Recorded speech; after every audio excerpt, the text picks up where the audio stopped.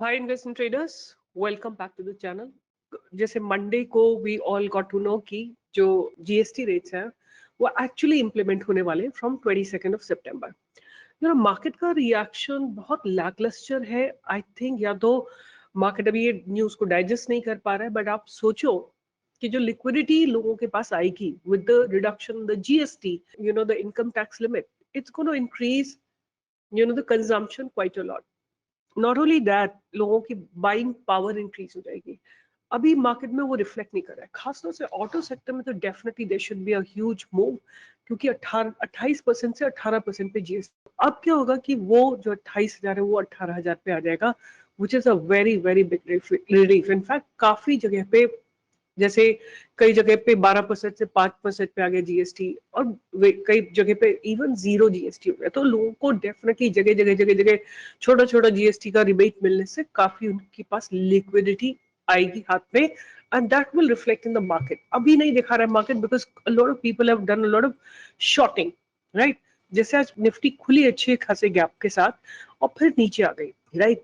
Bank Nifty भी उसी तरह लैकलस्टर है, मतलब कोई रिस्पॉन्स बहुत अच्छा नहीं आया इस इम्प्लीमेंटेशन का। May be it take some time for market to digest it. The only thing that I felt good about today is कि निफ्टी और बैंक निफ्टी ने दोनों ने लोअर लेवल से प्राइस रिजेक्शन किया है। There is buying which has come from the lower level, right. तो ये एक पॉइंट अच्छा है, and it may lead an upward movement because Tuesday को निफ्टी एक्सपायरी होगी। तो अब हम बात करेंगे कि मेरे रडार पे क्या रहने वाले हैं। मेरे रडार पे काफी अच्छे अच्छे स्टॉक्स आए हैं, और पहला स्टॉक जिसको मैं मतलब डिस्कस बहुत सारे स्टॉक्स करने हैं, बट कितने करूं मैं? आप लोग भी बोलते हो कि इतने सारे स्टॉक्स जो हैं कैसे ट्रैक होंगे, तो लिस्ट बना लो और क्या। That's the only way to track the stock and keep watching them, keep understanding their developments. So ये स्टॉक है TD power, right. I want to study this, इसके क्या फंडामेंटल्स है, क्या कंपनी करती है। 8,577 करोड़ की कंपनी है। P is about 45.3, ROC is about 30.4, ROE is about 22.3। ये कंपनी जो है पावर ट्रांसमिशन में है। Company is engaged in manufacturing AC generators, electric motors for various applications which are specifically designed to suit the needs of the customers based on the requirements and specifications। अगर हम इनके revenue की बात करें तो AC generator और बहुत सारे after market business, sustainability, the company has supplied over 500 gas engine generators to major engine manufacturers, geothermal generators to a major geothermal OEM, etc., etc. They are exporting almost 40% of the products. Railways को 35% देते हैं, domestic 22%, and others about 3%. So I was just checking their website also. Here is their website. I was just looking that they are providing solution for renewable energy, sugar and ethanol, oil and gas, railways, pulp and paper, marine, steel, irrigation, thermal energy. काफी, और ज्यादातर इनके generators and motors is their main area of work. So मुझे क्या लगता है कि with they are into almost all the leading sectors and segments right now. And अगर आप इसको थोड़ा ध्यान से देखेंगे तो आप ये भी देखेंगे कि ये स्टॉक जो है लगातार अप ट्रेंड में है।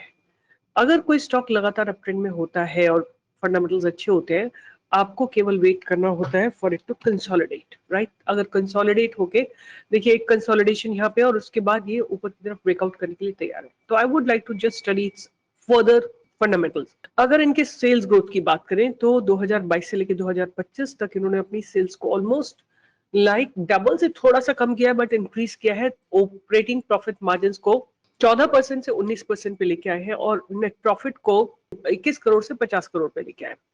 अगर हम बात करते हैं इनके year on year, from 2014 they have increased their revenue almost like 2.5 times। Operating profit margin को 5% से 18% लेके आए, काफी ज्यादा इंक्रीज किया है। और अगर हम इनके नेट प्रॉफिट की बात करें तो 23 करोड़ से 189 करोड़ पे लेके आए, और इनका ईपीएस देखिए रिसेंट ईयर्स में अच्छे से इंप्रूव हुआ है, and they have been paying out dividend as well. अगर इनके रिजर्व्स की बात करें तो रिजर्व्स लगातार ग्रो कर रहे हैं। बोरोइंग बहुत नॉमिनल से 12 करोड़ की है।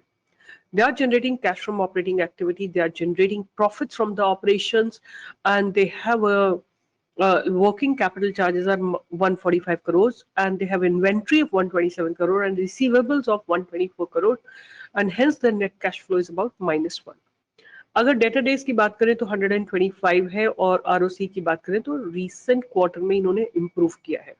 The only red flag that I can see right now is कि इनका जो प्रोमोटर्स होल्डिंग है वो काफी ड्रास्टिकली नीचे गया है.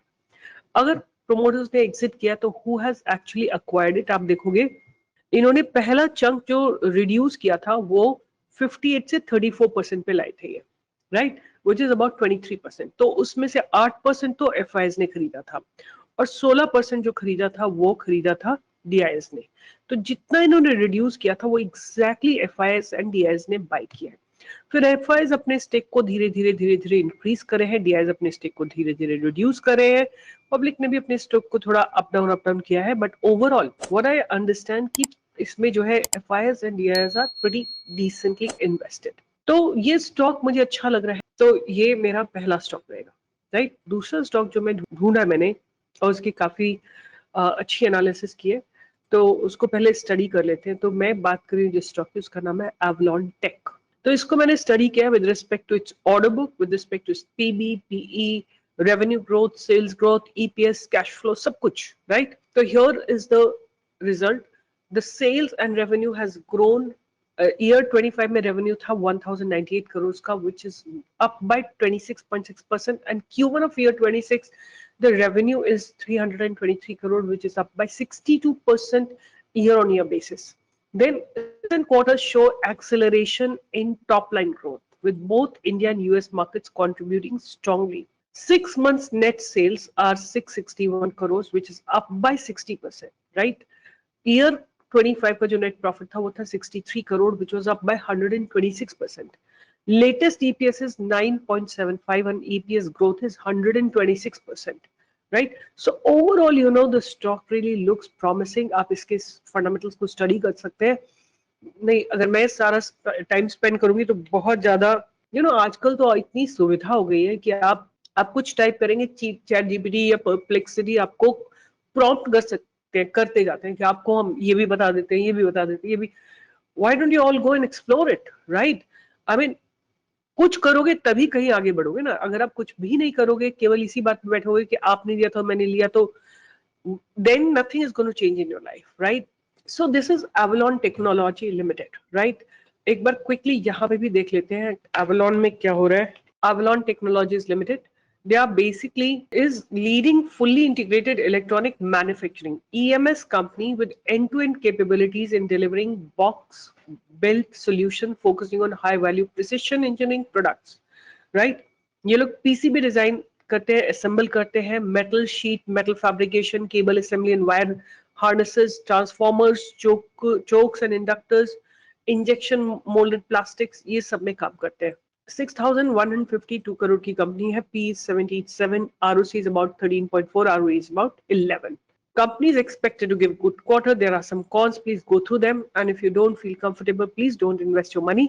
सेल्स की बात करें तो 2022 से लेकर 2025 तक इन्होंने अपनी सेल को 1.5 टाइम्स किया है, और operating profit margin almost stagnant है 10-12% पे. और अगर हम प्रॉफिट्स की बात करें तो there is slight growth in the profits as well.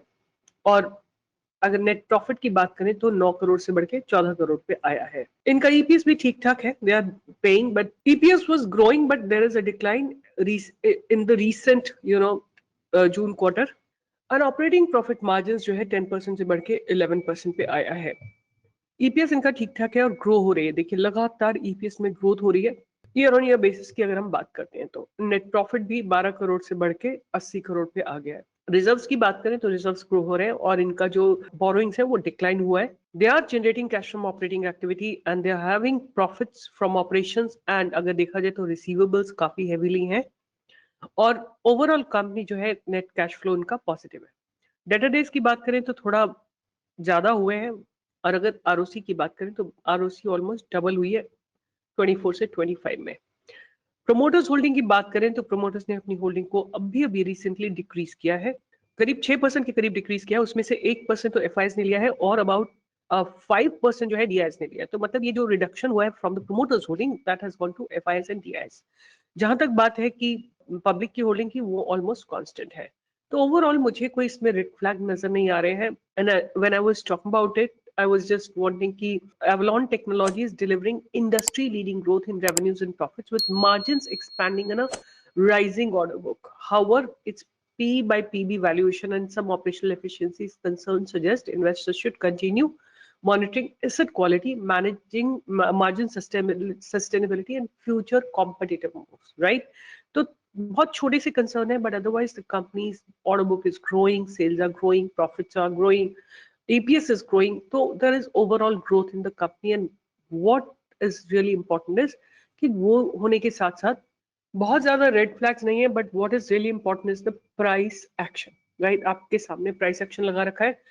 Price has been range bound for a very long time. आप देखिए, इसने पहले ऑन दिस डेट 22 अप्रैल को एक ब्रेकआउट दिया है, अपनी बाउंड्रीज को डिफाइन किया है, और उसके बाद प्राइस उसी बीच में रेंज बाउंड हो गया है। आज फिर वॉल्यूम्स के साथ एक दिन 2 दिन पहले भी इसमें, थोड़े दिन पहले भी इसमें ब्रेकआउट आया था, फिर नीचे आके अब दोबारा से प्राइस ऊपर जाने की कोशिश कर रहा है। What is important here is कि ये जो प्राइस है धीरे धीरे ऊपर शिफ्ट हो रहा है, right? What is important for us to notice कि प्राइस धीरे धीरे ऊपर की तरफ शिफ्ट हो रहा है, क्योंकि कंसोलिडेशन लॉन्ग है। आप इसको वीकली में देखेंगे तो आपको बहुत ज्यादा अच्छा समझ में आएगा कि वीकली में प्राइस अच्छे से ऊपर शिफ्ट हो रहा है धीरे धीरे। यहाँ से देखिए आप इस तरह से, this is how it's gonna look like. ये प्राइस हॉरिजॉन्टल गया, now it's getting ready to break the higher levels. तो दिस इज एवलॉन टेक्नोलॉजी। जो लास्ट स्टॉक है वो मैं आपके साथ ऑलरेडी डिस्कस कर चुकी हूँ, बट अभी अभी फिर से इसमें ब्रेकआउट आया है, और I believe a good breakout has come today with good volumes. This stock name is skipper limited, right? मैंने पूरा इसका स्टडी किया हुआ है, तो मैं अभी क्या करूंगी, केवल परप्लेक्सिटी पे जाऊंगी और इसकी ऑर्डर बुक के साथ इसको स्टडी करेंगे, right? I'm analyzing Skipper with its order book, sales growth, revenue growth, EPS growth, cash flow, order book, etc. तो अगर Q1 ऑफ ईयर 26 के ऑर्डर बुक की बात करें तो 8,520 करोड़ की ऑर्डर बुक है। यहाँ पे देखिए इसका मार्केट कैप कितना है, 6,430, राइट? बट आप ऑर्डर बुक देखिए कितना है इसका, ऑर्डर बुक है 8,520 करोड़ का, right? And all time high है ऑर्डर बुक, और 90% डोमेस्टिक एंड 10% एक्सपोर्ट से है। Q1 ऑफ ईयर 26 इनफ्लो कितना पैसा अंदर आया, 1977 crore, mostly new transmissions, EPC projects, order winning driving visibility into growth, future growth enhanced by middle east expansion in the large PGCIL contracts, right? अगर sales and revenue growth की बात करें तो Q1 of year 26 sales is 1253 crore, which is up by 14 point, रफली about 15% year on year. Year 25 के revenue की बात करें तो 4624 crore, which is up by 41%। 3 years CAGR की बात करें, revenue is up by 39%। Profitability की बात करें तो Q1 ऑफ ईयर 26 का profit after taxes 44.7 crore, which is up by 41%, and PAT margins up by 3.6%, right? So 3 साल का अगर प्रॉफिट CAGR देखते हैं वो 72% पे है। Q1 ऑफ ईयर 26 का EBITDA margins are 10% versus 9.6% last year. Full year 26 का बात करें तो operating margin stable around 10%। So what I really want to read to you कि अगर हम इसकी बात करते हैं EPS, तो EPS जो ग्रोथ हुई है वो हुई है 93% year on year basis, it has increased. और अगर हम बात करते हैं कि इनका रेवेन्यू डेफिनेटली इट्स ग्रोइंग, तो what I really feel at this point of time, see here I have already studied with you people, but daily time frame में देखेंगे तो आज इसने ब्रेकआउट दिया है। बट आउट ऑफ द 3 मुझे जो है skipper is really looking good at this point of time. आप स्किपर को, बिकॉज इनकी जो मार्केट कैप है ऑर्डर बुक उससे भी ज्यादा है, प्राइस एक्शन बहुत अच्छा है, लगातार अच्छे वॉल्यूम्स आ रहे हैं, राइट? तो it is kind of right now ready for an up move. तो 3 स्टॉक्स जो मैंने आपसे डिस्कस किए, वैसे तो और भी बहुत मेरे पास, प्रोस्ट्रैम है, DP वायर है, और a lot of them are there। अगर मैं बात करना चाहूँ तो, अगर मेरे को बात करनी हो कि फ्यूचर में कौन कौन से F&O सेगमेंट के कौन कौन से स्टॉक्स हैं, तो आइनॉक्स विंड है, यस बैंक है, सेल है, सम्मान कैपिटल है, कोल इंडिया है, एवल्स है। बट इतने सारे मैं दूंगी तो आप बहुत ज्यादा कंफ्यूज हो जाओगे। मैं आई probably share the list on the Telegram channel. Do join me on Telegram. Do join the webinar which we are conducting on Sunday for 3 hours. With this, I'll be signing off. छोटा loss होगा, छोटा profit होगा, but consistency के साथ काम करेंगे तो you'll feel better. Bye bye. Take care.